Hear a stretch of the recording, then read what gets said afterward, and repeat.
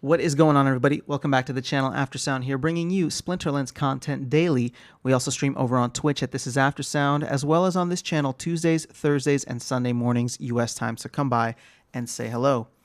Okay, so with the recent price action that has been happening, Bitcoin has dipped down into the 38K range region, and the market has, of course, predictably followed suit. So DEC is down to 0.0014.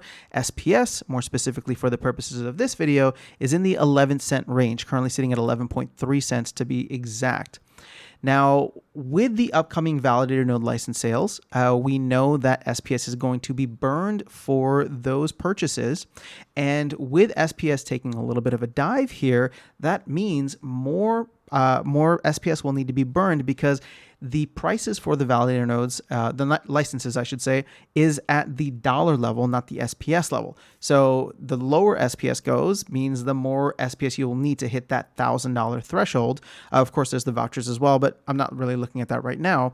So with SPS being lower, we're going to burn more. And I want to, before we jump into how much is going to be burned, I want to get a full context of how much is currently in supply and what we can expect from the circulating supply to be, or where we can expect the circulating supply to be by the end of next month. So maybe within the next 30 days, primarily due to the fact that we know that the node licenses should be going on sale, hopefully sometime next month. And since we're at the end of April, I'm just going to give it all of May at this point in time.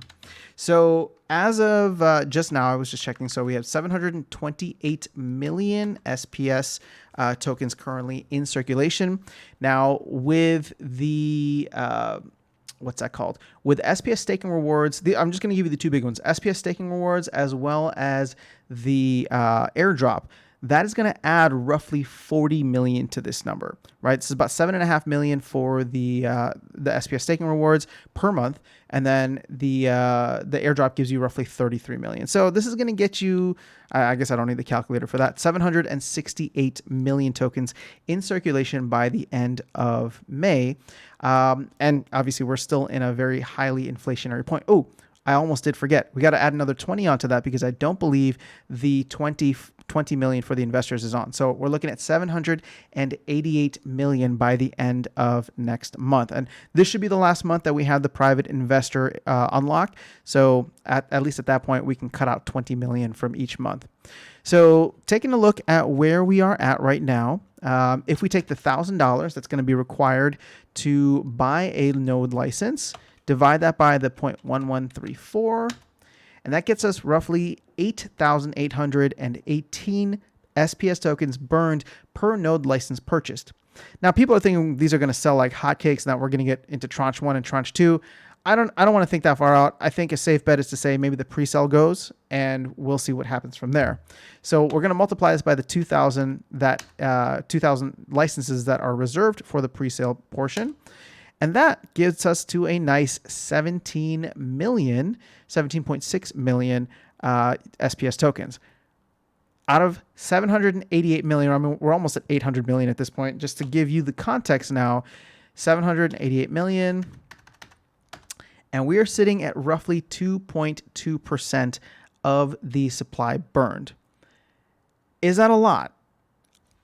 I think so. So here's the thing. It's significant in the sense that, I mean, it's over 1%. I would consider anything like where you're talking about burning, burning SPS tokens in that way being significant. Yes, it's significant, but keep in mind that we are going to surpass the amount burned in less than a month, maybe even half a month by the time we get to mid-June, because it's 2.2% of that circulating supply at that point in time.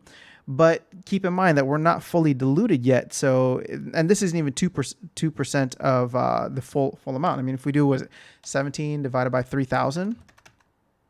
Something like that. So at this point, the better number we should be looking at is we're burning a little more than 0.5% of the total supply of SPS that will ever be in circulation. I still say that that is somewhat significant because keep in mind, that's only for 2,000 out of the 60,000 node licenses.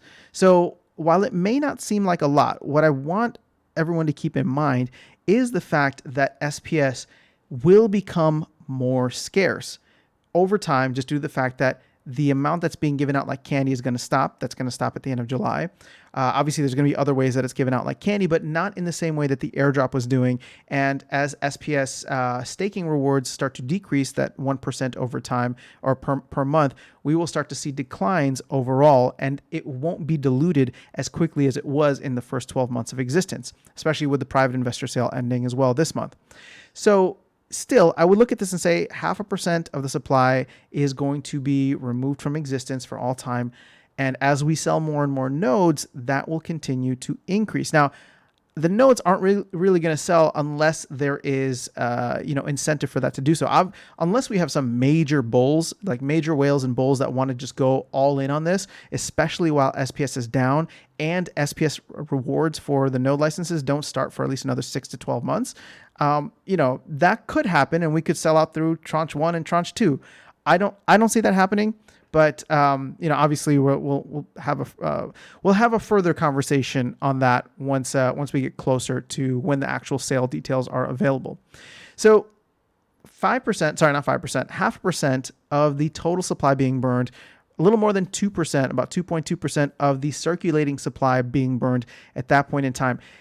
Is that going to cause a major price run up? No, I don't think so. I think at the end of the day, what this is always going to come down to is there utility for SPS? Now, most of the people I would say that are planning to buy nodes are probably sitting on a good amount of SPS right now, meaning that they're not going to be bringing in outside capital. Of course, they absolutely can.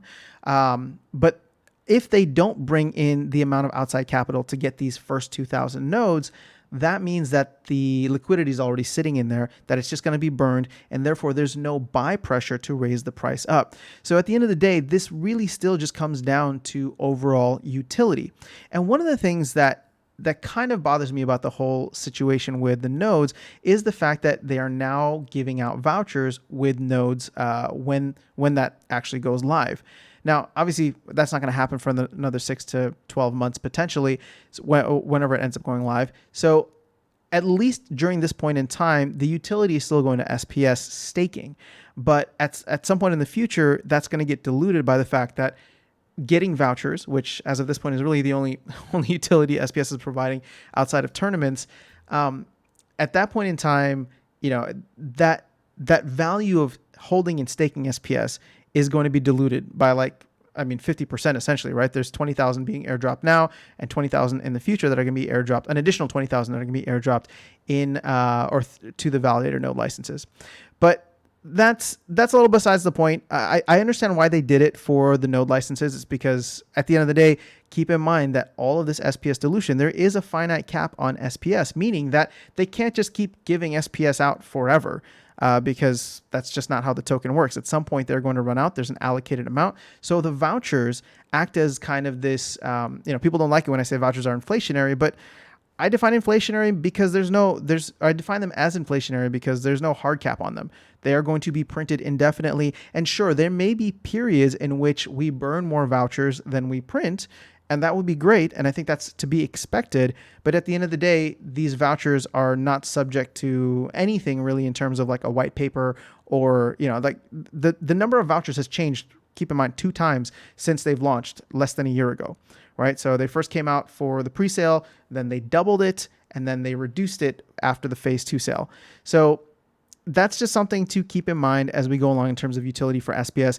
But there are and will be other utilities for SPS coming up, such as Rift Watchers and I guess that's really it. Rift Watchers, and then I guess the promo cards, but that really is vouchers by extension, so indirectly helping SPS. So we'll see how this plays out. Obviously, the team is very committed to adding as much utility to both vouchers and SPS as they can in the future. So that to me is where the real price action is going to be driven. Look at this, SPS just went down a little bit more. Should we do the calculations again? No, we're not going to. But if we continue to see this drop, more SPS will be burned. And like I said, at this point in time, we're looking at a little bit over 0.5% of the total supply, which in the short run, I don't think is going to do much for the price action. It's really going to come down to utility at the end of the day. But from a percentage standpoint of the total overall supply, I would say 0.5% is pretty significant in the long run, especially because that is just the beginning. There's going to be more burned over time. So that's all I have for you. Want to share those numbers. Hope this was helpful or at least entertaining. I will catch you on the next video, and I will see you around the game. Take care.